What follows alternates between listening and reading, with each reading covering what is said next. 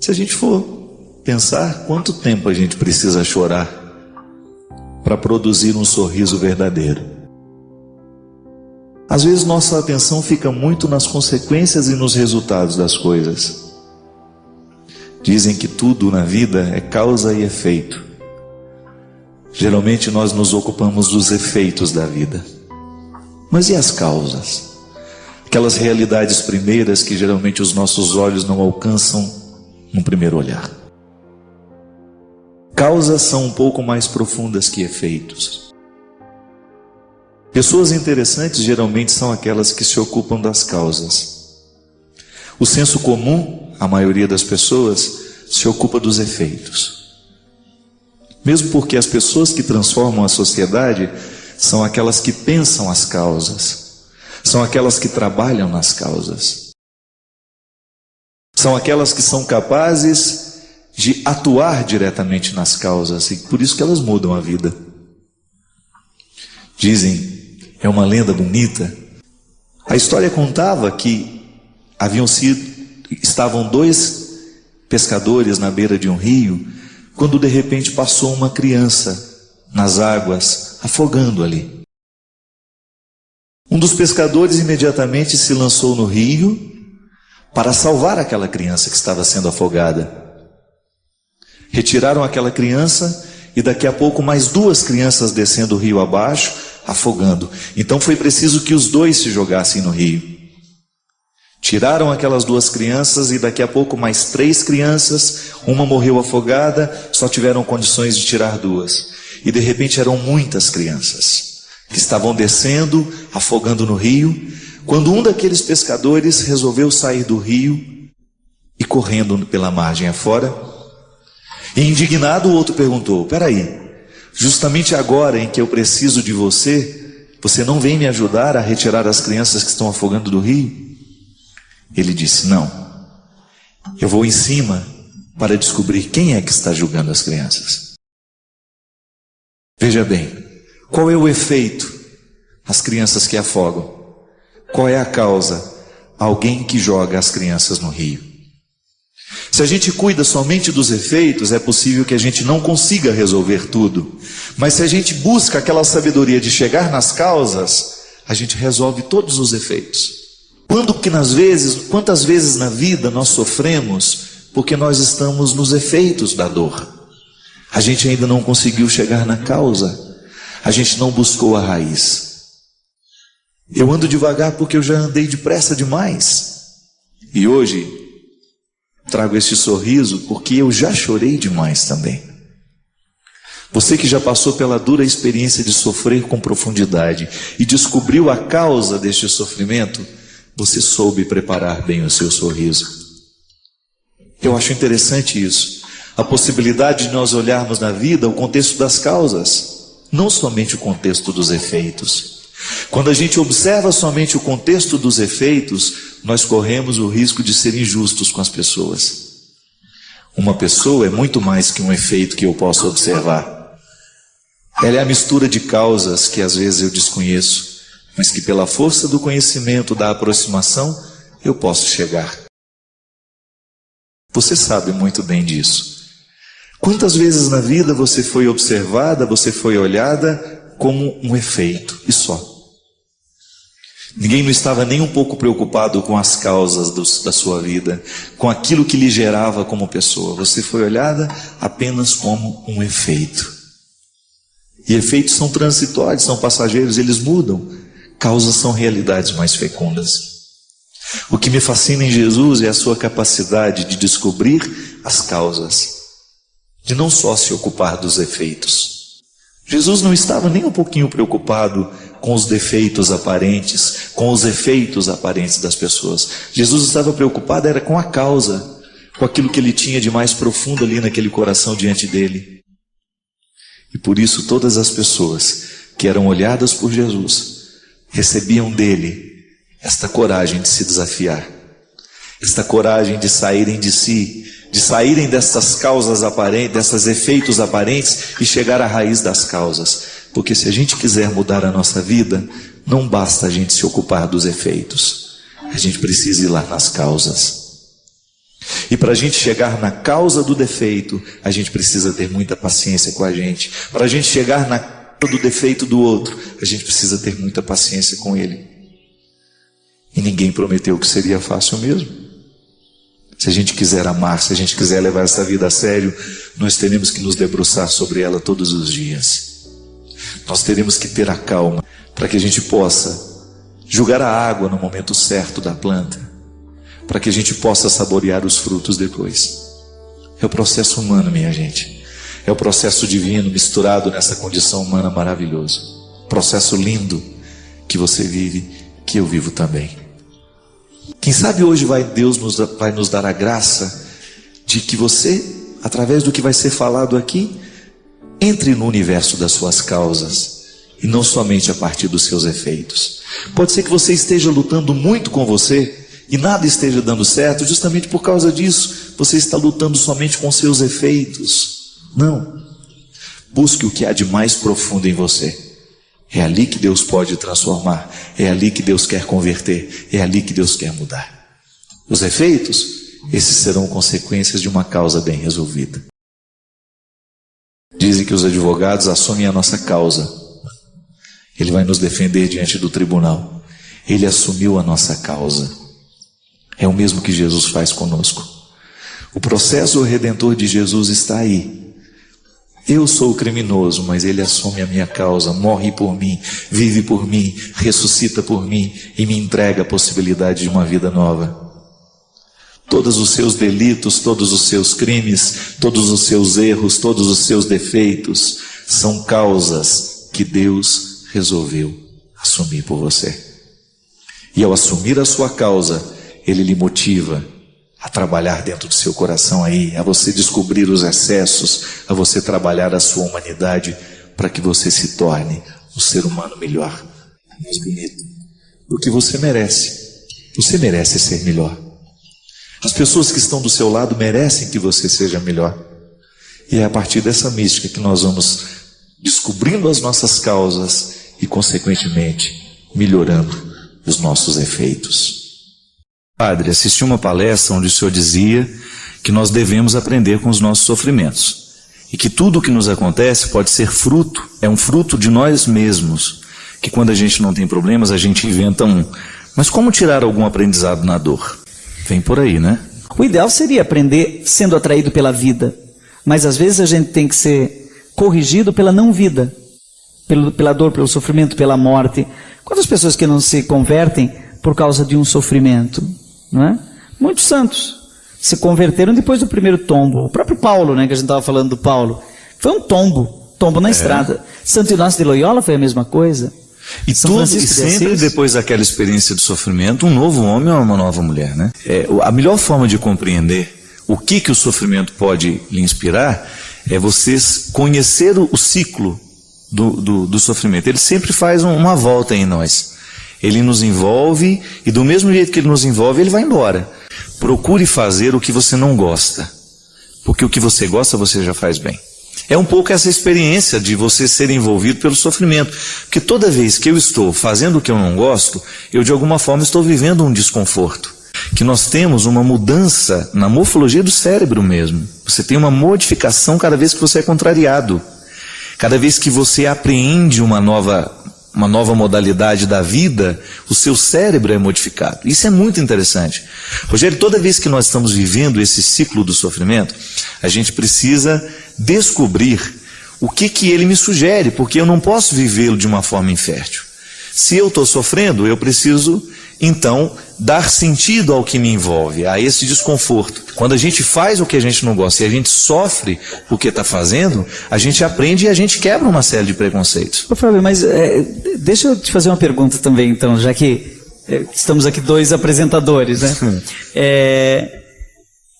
Ninguém gosta de sofrer, né? No seu livro você diz um negócio assim: quando o sofrimento bate a sua porta, é melhor abrir. Melhor abrir. Mas você me surpreendeu nessa frase, porque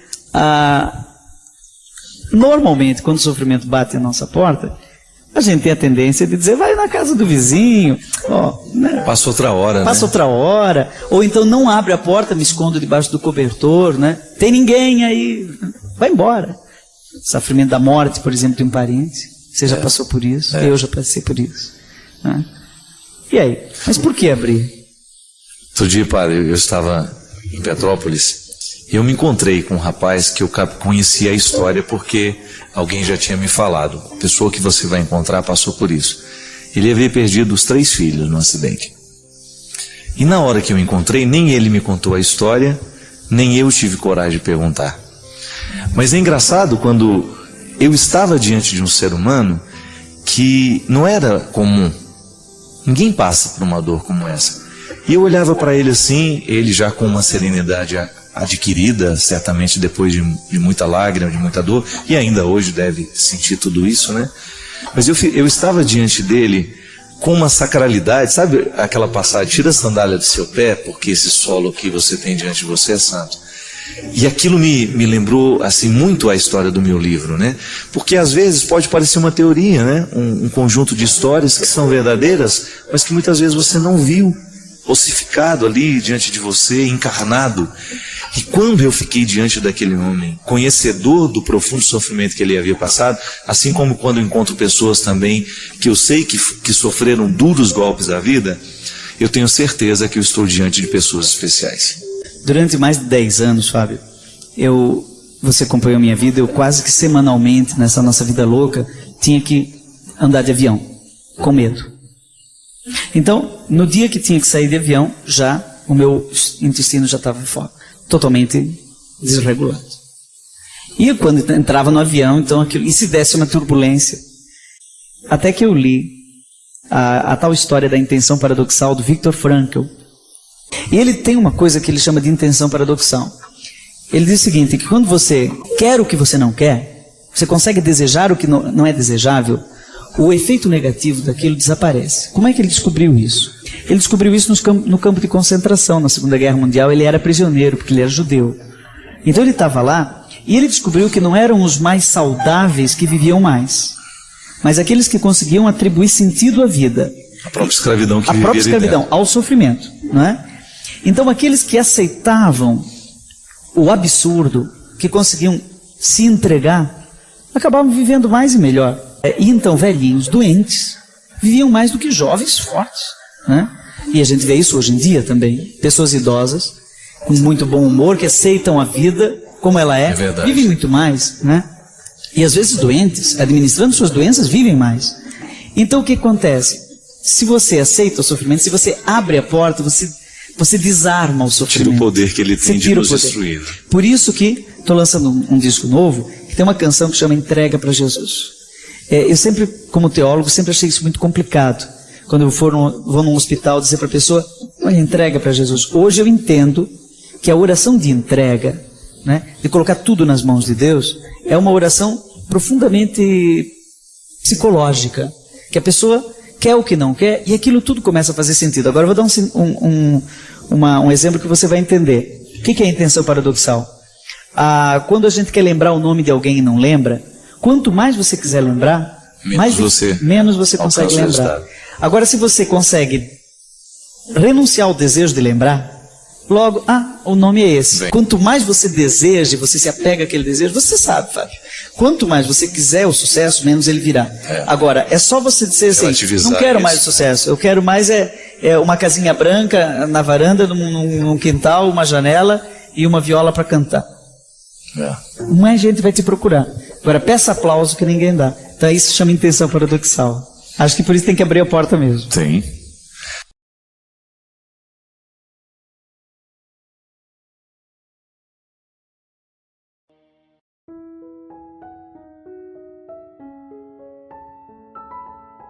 Nos últimos dias eu estou preferindo ficar sozinha do que com as pessoas. Isso é normal? O que é normal, minha filha? É você perceber, né? Esse conceito de normalidade é muito estranho, porque é só você identificar se a sua necessidade de solidão está se estendendo demais. Porque todo mundo tem necessidade de solidão. Aliás, eu tenho pavor de não ter o meu espaço de solidão. Todo mundo precisa, né? Ter aquele seu momento, né? Aquele momento que você fica sozinho, que você não está sendo olhado por ninguém, que você pode ficar descalço, que você anda de pijama dentro de casa, que você fique à vontade, é o seu espaço. Às vezes, dentro da nossa casa, nós não conseguimos viver privacidade. Primeiro, por causa do espaço físico. Às vezes você dorme com 2, 3 pessoas no mesmo quarto. Então, que hora que você fica sozinho? Só na hora que você vai no banheiro. E mesmo assim, se a casa tem um banheiro só, daqui a pouco tem alguém batendo a tá demorando, vai ficar quanto tempo aí, né? Então, como é que você vai construir a sua privacidade? Eu me lembro que lá em casa a gente não tinha privacidade, não. Privacidade é coisa de rico, porque nós não tínhamos nem casa que pudesse nos dar privacidade. Então, esta falta de privacidade dentro do nosso contexto familiar precisa ser sanado de outra forma. Tá certo que você não tem uma casa para ficar sozinho, para criar o seu espaço, para ficar lá, né, fazendo sua meditação, sua leitura. Crie o seu espaço de solidão, que ele é muito importante. Agora, minha filha, quando você percebe que a sua solidão está prejudicando a sua relação com as pessoas, então alguma coisa está errada. Porque o nosso tempo de solidão, ele tem que ser para preparar o nosso convívio. Não é só um egoísmo, não é não. A solidão prepara o convívio. Coloque isso na cabeça. Assim como as férias nos preparam para o trabalho. Qual que é a função das férias? É descansar o corpo para depois a gente voltar trabalhando com mais disposição. Não sei se isso acontece de maneira, porque às vezes as nossas férias são mais cansativas do que o trabalho, né? Quem merece isso não, gente? E às vezes nós construímos o nosso descanso de um jeito cansativo. Então muitas vezes essa necessidade de solidão, ela é um cansaço mesmo, uma incapacidade que muitas vezes nasce uma incapacidade do nosso jeito de organizar bem a vida. Eu sempre penso assim, que há sempre um detalhe na nossa vida que pode ser modificado. Às vezes nós esperamos que grandes mudanças aconteçam. Não. Grandes mudanças não costumam acontecer, não. Ou se acontece, é muito sobrenatural. O natural é que você tenha a possibilidade de pequenas mudanças. Se eu disser para você que grandes milagres acontecem na nossa vida todos os dias, não. São miudinhos. Agora, uma coisa é certa, que acontecem. Aí vai depender da nossa sensibilidade de abrir os olhos para perceber. Vai depender daquilo que nós conseguimos enxergar. Você tem inúmeras possibilidades diante de você. Pode ser que você não veja todas. Comece por aquelas que você vê. Seja honesto com aquilo que Deus está te dando. Muitas vezes nós ficamos pedindo a Deus uma série de coisas, mas Ele já deu o que a gente precisa, mas a gente não sabe reconhecer. E saber reconhecer aquilo que Deus nos deu é um jeito bonito que a gente tem de experimentar o cuidado dele por nós. Comece a mudar a sua vida. Comece por coisas pequenas. Outro dia encontrei uma senhora que me disse: padre, ouvi uma palavra que modificou o meu jeito de pensar a minha vida. E começou simples. Começou a partir de uma caminhada que ela estava fazendo todos os dias de manhã. O todo dia não pode ser a partir da segunda-feira só. Tem que ser uma atitude que envolva a nossa vida, que nos discipline. E aí todos nós sabemos onde é que nós precisamos mudar. Às vezes são mudanças grandes que só acontecerão nas mudanças miudinhas que a gente assume todo dia. Quer um exemplo? Vai para a sua gavetinha de novo. Dá uma olhada em tudo que você está guardando aí no seu quarto. Tem muita coisa que você passou da hora de jogar fora. E às vezes a gente fica pensando: e se amanhã eu precisar? Mentira. É um jeito que a gente tem de entupir os armários, de entupir as cômodas, de entupir o nosso quarto com coisas desnecessárias que nós nunca vamos usar. É um jeito bonito que a gente tem de deixar o ambiente mais limpo, de dar qualidade à nossa vida. Pesos que estão de fora, que estão dentro das gavetas, que estão nos guarda-roupas, mas pesos que estão aqui dentro de nós também. Rancores que às vezes nós precisamos jogar fora. É um jeito bonito que você tem de deixar Deus cuidar de você, jogando fora aquilo que não merece ser guardado. Padre Fábio, é possível ser feliz sofrendo? Tudo depende do jeito como a gente sofre, né? Há sofrimentos que são redentores. São aqueles que você descobre a razão do sofrer. Então eu estou vivendo uma privação na minha vida, digamos, vou dar um exemplo. Eu preciso passar num vestibular. Então eu sofro a ansiedade daquela responsabilidade de ter que passar. Agora, a partir do momento que eu começo a estudar, eu continuo sofrendo, porque a ansiedade ainda está em mim. Mas eu começo a descobrir o caráter redentor do sofrimento, que é justamente preparar o resultado. Quando nós perdemos alguém, por exemplo, não vamos falar de morte física, não. Vamos falar de morte psíquica, né? Que é quando você perde um namorado, quando um amigo te trai. Tudo isso causa sofrimento dentro de você. Agora, se você vive esse sofrimento de maneira infértil, isto é, sofre por sofrer, como é que a gente sofre por sofrer? Quando a gente permite que o ódio fique tomando conta de nós, quando o ódio começa a administrar os nossos sentimentos, aí você sofre dobrado, porque você não joga fora o que te fez mal. É igual quando a comida nos faz mal, ela prejudica o corpo. Quando nós vivemos sentimentos estragados, ela faz mal ao nosso espírito, à nossa alma, tudo que faz parte dessa condição psíquica, daquilo que não é material. Claro que o cérebro é material, mas há algumas coisas que extrapolam essa materialidade cerebral. Então a gente tem um processo de amargura, um processo de depressão, de tristeza. São vários os estágios do sofrimento. Se a gente não administra bem, por exemplo, a tristeza, é possível que isso vire uma depressão depois. Então o que a gente precisa fazer para sofrer do jeito certo? Primeiramente, ser honesto. Coloca a questão que lhe faz sofrer e pergunte-se: será que vale a pena sofrer tudo mesmo que eu estou sofrendo por isso? Às vezes nós sofremos tanto por pessoas que não valem a pena, não é verdade? Às vezes nós empacamos tanto tempo da nossa vida com sofrimentos, com pessoas que não tinham a menor consideração por nós, ou às vezes pessoas até passageiras, né? E às vezes nós ficamos sofrendo demoradamente por causa disso. Não. A gente precisa administrar isso. E o único jeito que a gente tem de administrar o sofrimento é racionalizando. O que provoca o sofrimento dentro de nós é o jeito como nós pensamos o sofrimento. Uma ideia vai me fazer mal à medida em que eu alimento essa ideia dentro de mim. Agora, se eu reconstruo, se eu substituo a ideia que me faz mal por uma ideia que me faz bem, então eu começo a superar a dor, eu começo a superar o sofrimento. Então a gente pode sim buscar esta realização, a gente pode ser feliz mesmo no momento do sofrimento. Basta que você olhe o sofrimento de um jeito novo, de um jeito diferente, e não fique se amargurando tanto, estendendo demais no tempo a experiência que poderia ser muito bem curta. Às vezes nós encontramos pessoas que não fazem a amizade com a vida.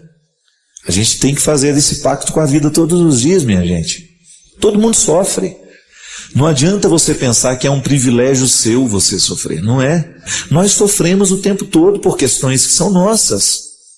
Agora, você já imaginou se nós vamos parar a nossa vida porque a gente está sofrendo? Então o mundo não vai caminhar mais. E o mais interessante é que quando nós administramos bem o sofrimento, nós crescemos como pessoas. Nós ficamos mais interessantes. Nós ficamos melhores. A gente tem mais história para contar. A gente tem mais conteúdo, digamos assim. O conteúdo da vida está diretamente associado ao que nós sabemos fazer com acontecimentos. É isso que mais cedo ou mais tarde a gente vai poder relembrar, a gente vai poder contar, a gente vai poder dar testemunho, a gente vai poder dar exemplo e o melhor, até aconselhar aqueles que estão passando pela mesma situação e não sabem como agir.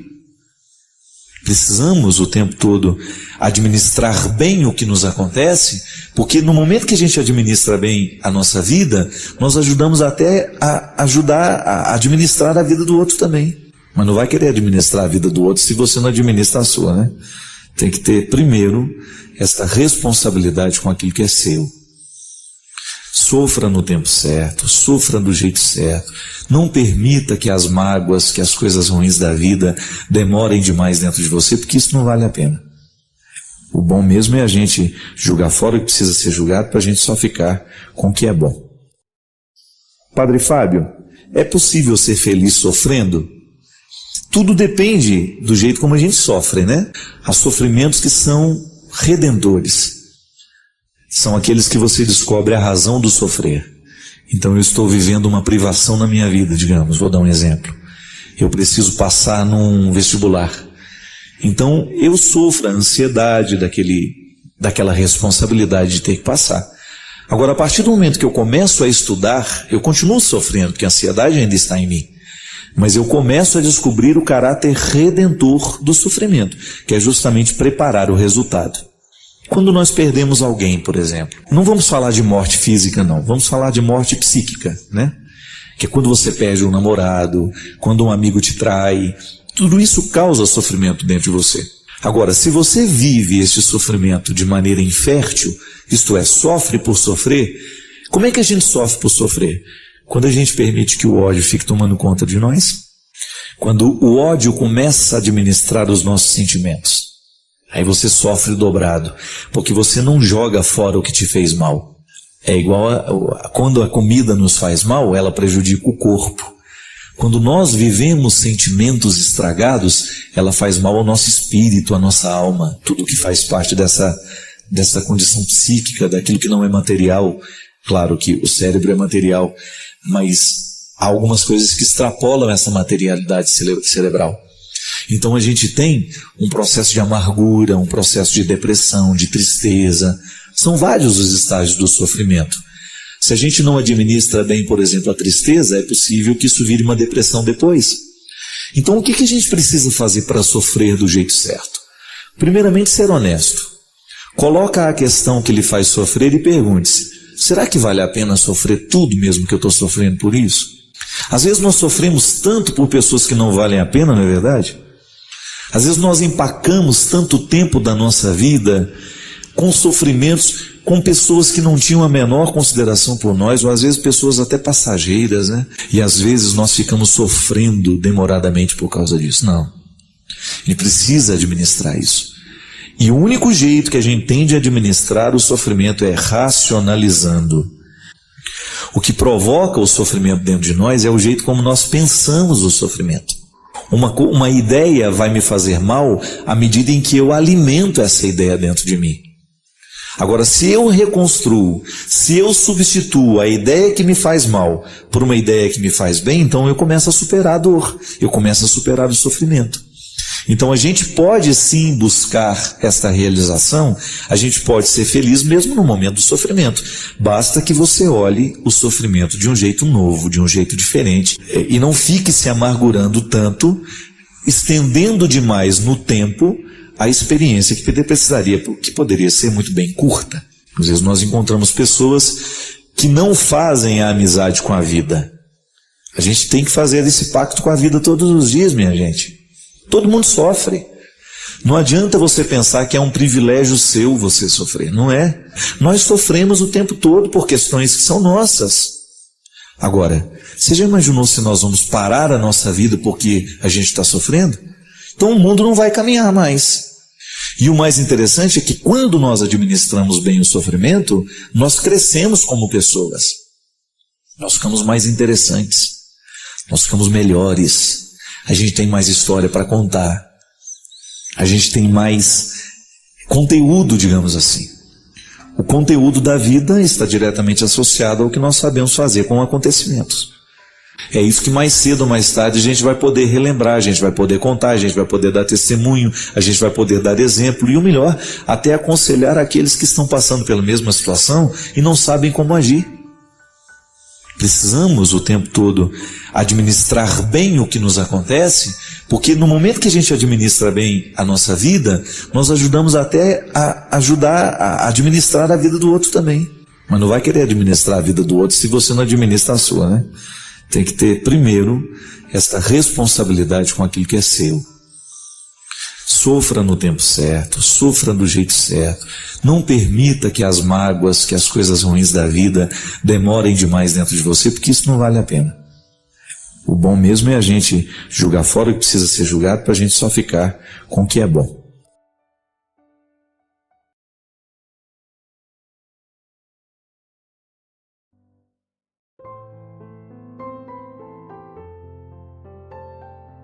Vamos atender aqui as pessoas que nos escrevem, são muitas, graças a Deus.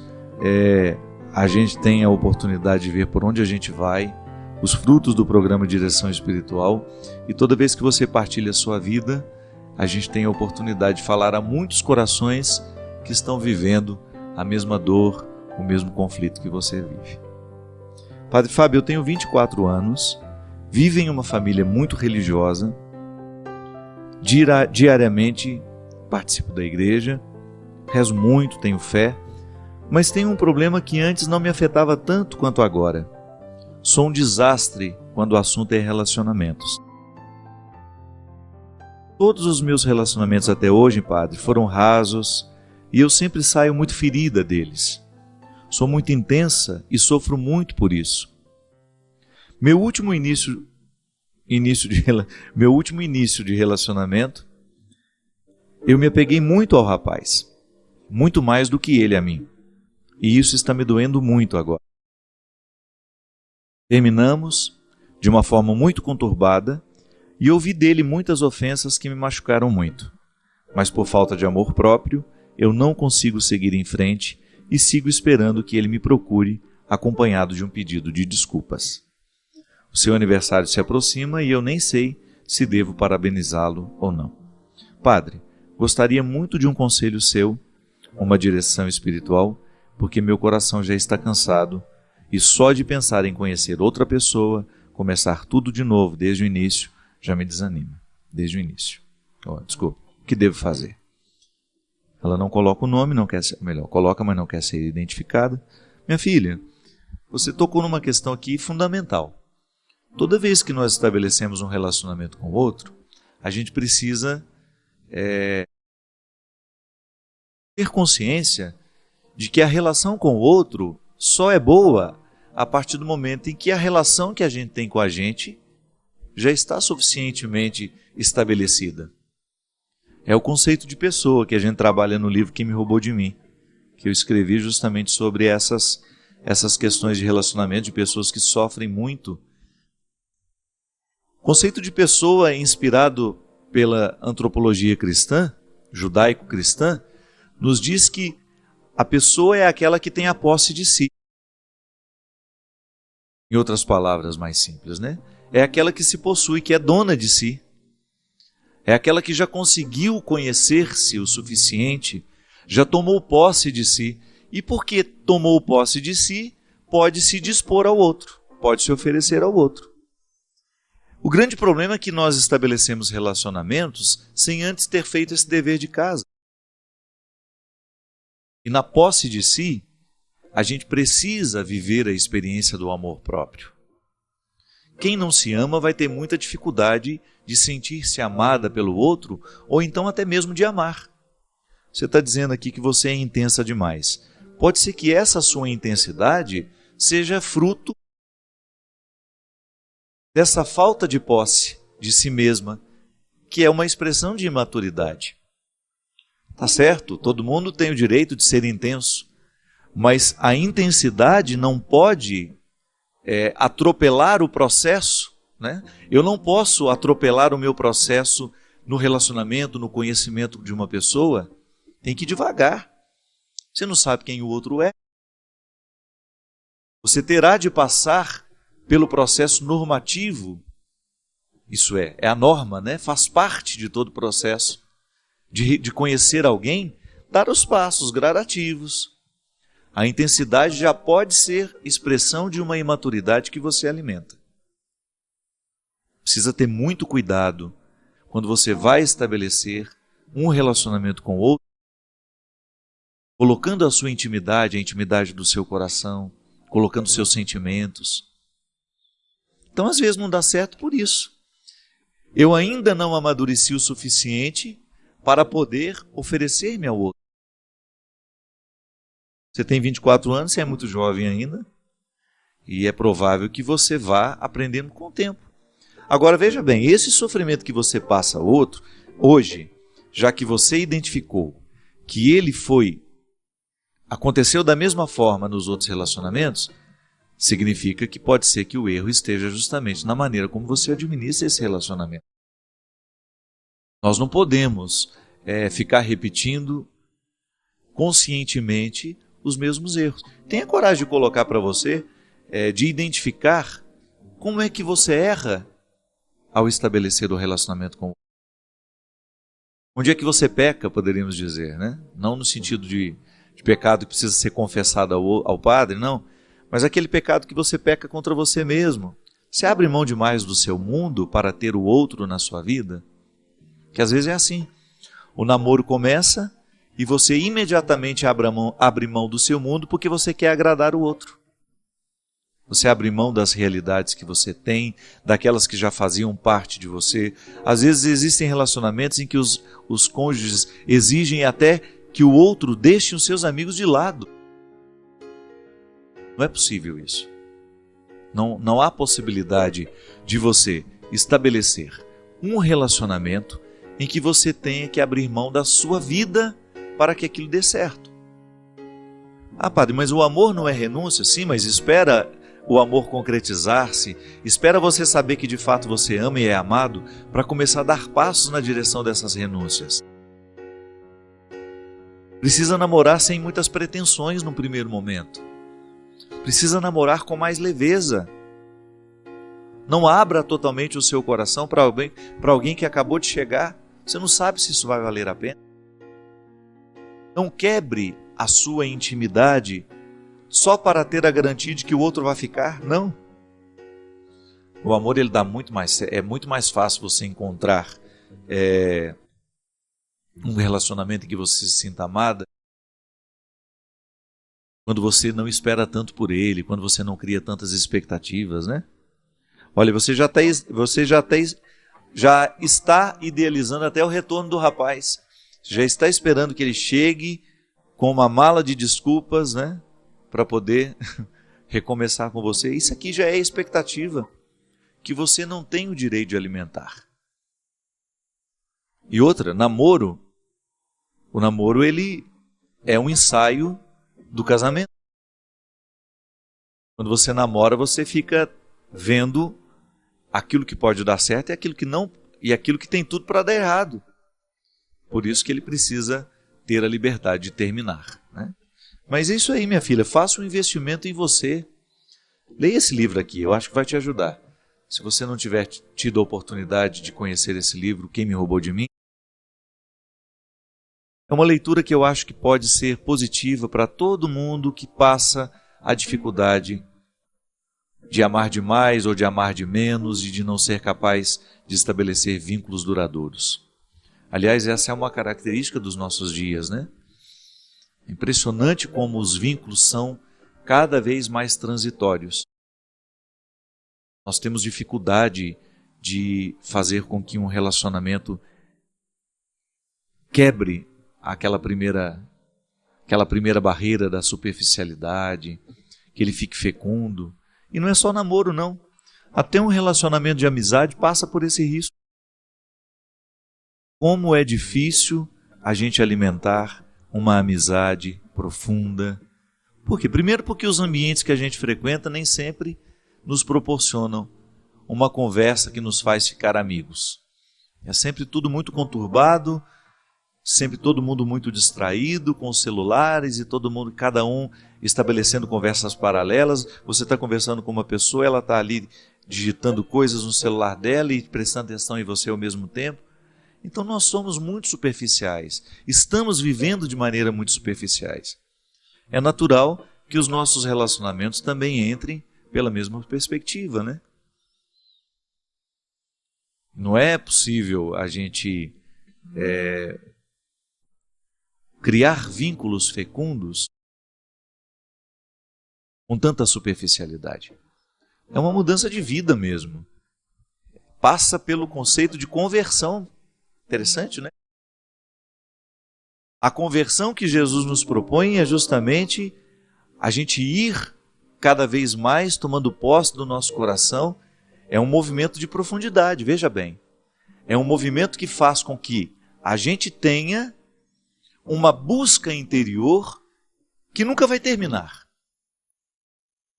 A superficialidade tem fim, a profundidade não. Quando você opta por viver uma busca de amadurecimento, por exemplo, como essa menina aqui, por que os meus relacionamentos não dão certo? É preciso investigar-se. Não dá para ir fazendo esse rolo compressor apenas dando a desculpa para si mesmo e para os outros. Ah, eu tenho dificuldade de amar e ser amado. Eu tenho dificuldade de ser fiel. A pessoa nunca toca de fato o cerne das questões. Porque ninguém é assim por acaso. Algum motivo ali precisa ser descoberto, ser investigado, para que a gente tenha condições de mexer nele. Aristóteles, um filósofo clássico, dizia que a vida só vale a pena ser vivida à medida em que ela é refletida. Aquele que não reflete a vida que vive, aquele que não reflete a experiência pessoal, diária, nós podemos chamar até isso de exame de consciência, né? Faz uma leitura cristã disso. O que é o exame de consciência? Aquela oportunidade que a gente tem de voltar os olhos para o nosso jeito de viver, para a vida que nós estamos escolhendo. E aí você ter coragem de ser o seu juiz. De ter coragem de fazer uma interpretação se está sendo justo ou não aquilo que você estabelece para você. Qual é o papel do juiz? A jurisdição é justamente olhar para a realidade, para as partes que compõem aquela realidade e identificar se é justa ou não aquela relação que as partes estão estabelecendo. Eu preciso fazer isso todo dia comigo, você também. Olhar para as escolhas que você faz na sua vida, para o tratamento que você se oferece e saber se você está sendo justo. Muitas vezes nós não chegamos à resposta que essa menina aqui precisa chegar. Por que meus relacionamentos são tão vazios? Por que mesmo ela sendo uma pessoa boa, uma pessoa religiosa, por que apesar de todos esses valores que ela tem, que ela enumera aqui no início, tem uma boa família, pratica uma religião de maneira saudável, é estudiosa, por que com ela alguma coisa está dando errado? Talvez falte estabelecer esse juízo. Investigar-se com mais propriedade. E quando o assunto é relacionamento, gente, a primeira coisa que nós precisamos colocar no tribunal é o tanto que a gente se ama. Não podemos negligenciar o amor que a gente se oferece. Que boicote é esse? É um auto-boicote, né? A pessoa se boicota o tempo todo. Porque ela, ao invés de oferecer a ela o amor necessário, isso é, o cuidado, porque como é que o amor próprio se expressa na vida de uma pessoa? Através do cuidado. Do cuidado que eu tenho comigo, com o meu corpo, com a minha saúde, o cuidado que eu tenho com a minha alma, com o meu espírito, aquilo que eu me ofereço diariamente, o livro que eu leio, a música que eu escuto, os lugares que eu frequento, os amigos que eu deixo ter uma autoridade sobre mim. Tudo isso é expressão do amor próprio. Quem não se ama, não passa no filtro aquilo que se oferece. É igual aqui em Minas, naquele coador antigo, né, que a gente passava o café.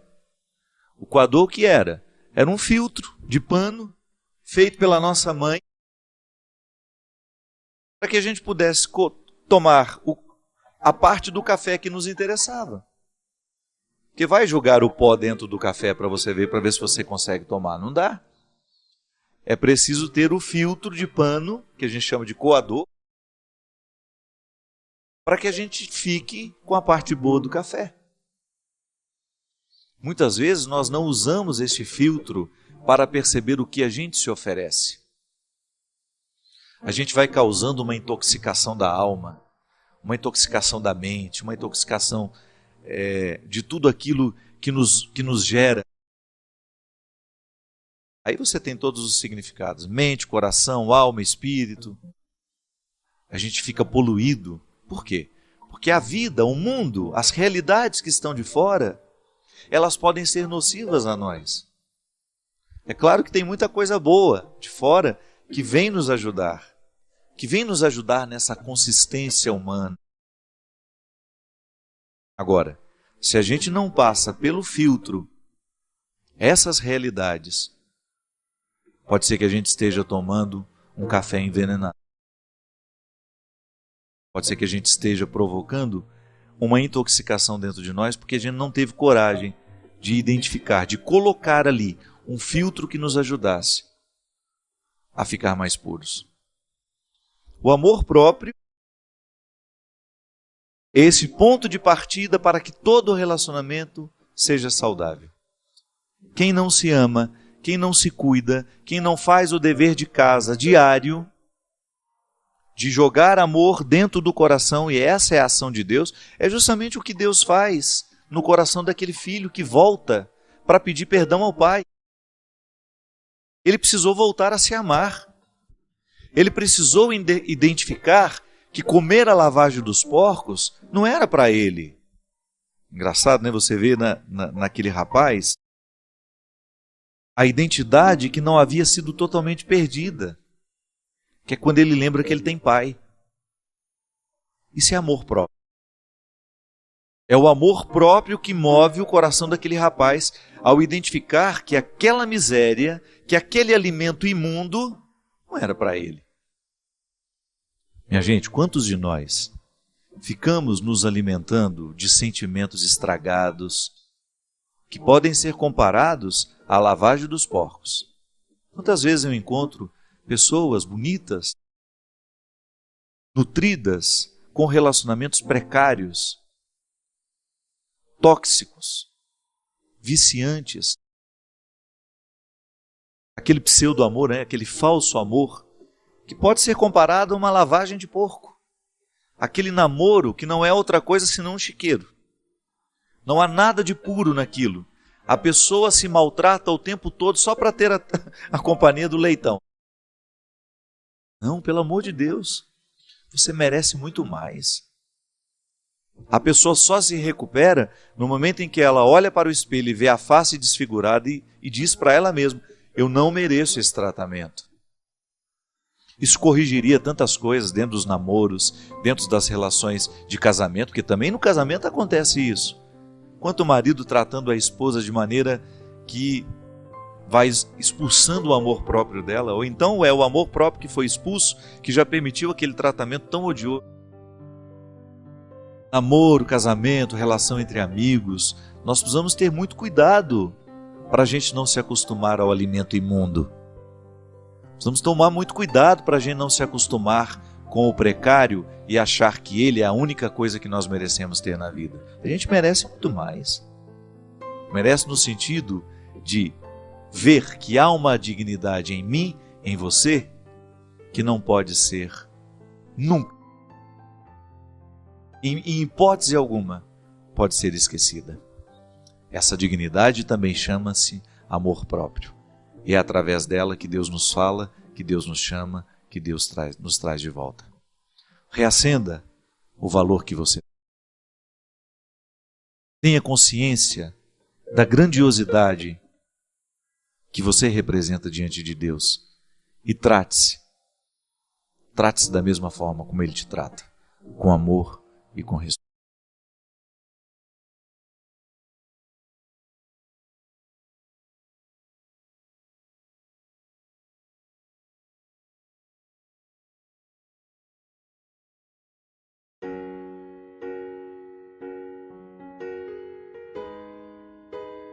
É a gente fazer a opção pela vida. Para isso nós frequentamos a missa, para isso nós vamos ao culto, para isso nós queremos a palavra de Deus, para isso nós rezamos. É para que a gente tenha um coração puro, é para que a gente tenha atitudes coerentes com a vida que Deus quer para cada um de nós. O que nos falta é isso, é o olhar esperançoso de Jesus a nos ajudar a interpretar melhor o que a gente é. Existem pessoas que morrem sem terem descoberto as possibilidades que elas tinham. Existem pessoas que morrem sem terem sabido na vida tudo aquilo que elas poderiam ter feito de bonito, porque preferem ser pessimistas, porque preferem dizer: não vai dar certo, não vou conseguir, eu não posso. Pode sim. Pode ser que você não possa tanto quanto o outro, não importa. O que importa é você tomar conta do pouco que você pode. E quem se exercita no pouco que pode, em pouco tempo estará podendo muito mais. É isso que vai multiplicando a gente. O pouco que eu podia hoje, eu aproveitei bem, e isso me dá possibilidades de ter muito mais no dia de amanhã. Eu preciso me encorajar para a coragem o tempo todo. Eu preciso criar dentro de mim disposição para receber a vida e dar conta de tudo aquilo que faz parte. Claro que eu tenho o direito de chorar, eu tenho o direito de sentar, de pedir socorro, eu tenho o direito de estar ao lado de pessoas que me ajudam a viver aquele momento, mas eu não tenho o direito de entregar os pontos. Enquanto a gente viver, essa vida pode ser boa, mesmo a gente tendo sofrimento, né? Mas vamos pensar assim? Se você presta atenção demais nos seus defeitos, nas suas dificuldades, você vai ter muito problema para encarar-se com aquilo que você pode. Ainda hoje estava conversando com uma amiga dizendo que às vezes eu tenho medo de estar dando à minha alma um tratamento que ela não merece. Não estou falando da minha opção de ser padre, viu? De jeito nenhum. Mas muitas vezes como vivo sendo padre. Será que eu preciso mudar alguma coisa no meu ritmo de trabalho, para que eu tenha condições de perceber a minha vida e não perder a capacidade de saborear cada detalhe da minha existência? E sendo livre, você ter condições de superar-se, de ir além, de não desistir. Para isso vivemos. Para a gente chegar ao final com aquela certeza, com aquela boa sensação de missão cumprida. Claro que todos nós somos frágeis, em alguns momentos nós queremos desistir, em muitos momentos nós queremos entregar os pontos. A vida é cruel, em muitos momentos, ela pode parecer muito cruel, ela pode ser sentida com muita crueldade, porque realmente existem fatos, existem acontecimentos que escapam ao nosso entendimento. Mas a vida será sempre festejada, por menor que seja o motivo que ela nos apresenta. Sabe, eu fico pensando que o que Jesus fazia com as pessoas quando ele as encontrava era justamente despertar nelas as perguntas. Jesus era um homem que inquietava, ele interrogava. Quando as pessoas estavam diante dele, era inevitável, olhando para o jeito como ele vivia, escutando o que ele falava, as propostas de vida que ele tinha, olhando para o caráter dele, para o jeito dele ser gente, era inevitável que as pessoas se perguntassem: por que eu também não posso viver assim? Sabe, minha gente, nós não temos como controlar tudo, mas Deus nos deu a graça e o dom de administrar as coisas com seriedade, de vez em quando a gente parar e pensar. Você já percebeu que às vezes você entra num ambiente que está com um cheiro horroroso e quem está lá dentro não percebe? Porque já se acostumou. É assim. Muita gente desistiu e não percebe que desistiu. Está vivendo um processo autodestrutivo e infelizmente não acredita em quem está alertando, ou às vezes nem tem alguém para alertar. Que você pode abrir as janelas da sua casa para que um novo ar venha espantar, jogar fora esse ar mofado, estragado que você tem sorvido sem perceber. Para que, quem sabe, ao encontrar aí, você despejado nessa cama uma hora dessa, né? Ou já quase arriando para ir dormir no sofá, a gente possa lhe convencer de não querer a destruição, de não querer se sabotar, de não querer se destruir, mas de, quem sabe, você voltar a acreditar, de você voltar a ter a possibilidade de um novo tempo, de acreditar que ainda existem coisas boas reservadas para você, que você pode parar de fumar hoje, que você pode parar de beber hoje, que você pode voltar a se amar, que você pode parar de usar essa droga que está lhe destruindo, que você pode jogar fora todos os sentimentos mesquinhos que porventura você tem alimentado dentro do seu coração. É um desafio, não é fácil não, viu? Ninguém prometeu que era fácil também, não. É um desafio de toda hora, de todo instante, meu filho. Quantas vezes na minha vida eu só consegui chegar lá porque eu recebi ajuda? Quantas vezes eu consegui me desafiar, mas não sozinho? Eu consegui vencer o desafio, mas porque existiam pessoas do meu lado. É assim, minha gente. A vida é possível, sim. Até mesmo aqueles que hoje se sentem solitários. Você, se por acaso hoje você sente que está faltando alguém para lhe ajudar nesse processo, não reclame, não. Vá à busca, conquiste essas pessoas. Às vezes essa solidão só vai ser quebrada quando a gente sai na direção de alguém que finalmente possa nos ajudar. Aí procura alguém perto. Não fique sonhando com os que estão distantes, não.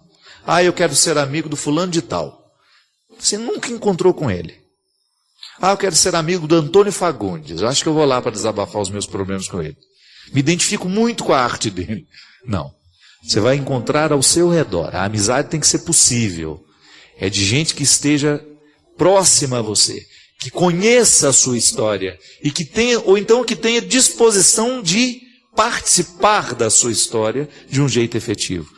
Eu não tenho ninguém, mas não vou fazer disso um estado de vítima. Eu vou à busca de alguém que tenha condições de fazer por mim o que sozinho eu não posso. Eu gosto de dizer isso sempre, porque para mim não existe uma maneira mais eficaz de você avançar senão por meio do empenho. Então, por exemplo, você ter um compromisso com você. Coisas simples, pequenas, de agregar, de você se tornar cada dia melhor. Uma palavra nova por dia, por exemplo. É um bom maneira de começar a crescer. Ah, eu não posso fazer um curso, eu ainda não tenho dinheiro para estudar, para fazer isso, mas você pode aprender uma palavra nova por dia. E não só aprender aquela palavra nova, como começar a colocar no seu cotidiano, para ela entrar em uso. Falta aqui, minha gente, falta libertação na nossa cabeça. Nós muitas vezes somos escravos dos nossos preconceitos, nós somos escravos das nossas arrogâncias, porque nos falta a mentalidade de Jesus em nós, o tempo todo aqui, ó. Quando você pega os evangelhos, quando você vai ver onde Jesus viveu, com quem quem ele escolheu para estar ao lado dele, os miseráveis, os pecadores. Jesus não teve problema com os pecadores, Jesus teve problema com os religiosos do seu tempo. Por quê? Porque estavam os religiosos do seu tempo escravizados pela lei. Estavam escravizados por uma maneira de pensar que dava a eles o direito de desprezar pessoas, de menosprezar pessoas. Não é possível admitir um discurso religioso que me dê o direito de desprezar um irmão, por mais errado que ele esteja vivendo. Se ele ama o fraco, ama também a mim e a você. Se ele encontra quem está perdido, como encontrou Madalena, como encontrou Zaqueu, como encontrou João. Se ele tem facilidade de reconhecer quem está necessitado de reencontrar o caminho, ele pode fazer esse milagre sim na nossa vida. Por isso ninguém deve ser olhado com desprezo. Ninguém. Por isso nós não temos o direito de olhar para ninguém, menosprezando ou considerando o outro inferior a nós. Porque aquele que está mais perdido e que muitas vezes pode nos envergonhar, é o que realmente está sendo tocado e necessitado. Se ele encontra o fraco, então me encontra também. Porque eu sou fraco. Se Jesus encontrava e fazia questão de identificar no meio da multidão os mais necessitados, sabe, eu fico pensando como eu preciso aprender a ser como Jesus assim. E renovo o meu amor por Ele cada vez que me deparo com essa verdade. Que ao andar no meio da multidão, Ele tinha predileção pelos mais miseráveis. Que ao andar no meio de uma multidão, Ele era capaz de perceber quem realmente precisava dele. Quem não estava ali só para cumprir um papel ou para bajulá-lo. Identificar no meio de tanta gente que faz barulho, aquele que mais necessita do seu silêncio e da sua presença. A presença de Jesus inquietava, provocava perguntas. Respondia? Também respondia, mas ela provocava muitas perguntas. E é assim que tem que ser hoje. A nossa religião, a nossa pertença religiosa tem que ser constantemente um incômodo, um bom incômodo, uma paz inquieta, como diz sabiamente o Padre Zezinho. De você ter condições, de você ter a consciência de que a sua experiência religiosa lhe faz perguntar o tempo todo se você está fazendo a coisa certa, se você está escolhendo a coisa certa, se você está julgando do jeito certo.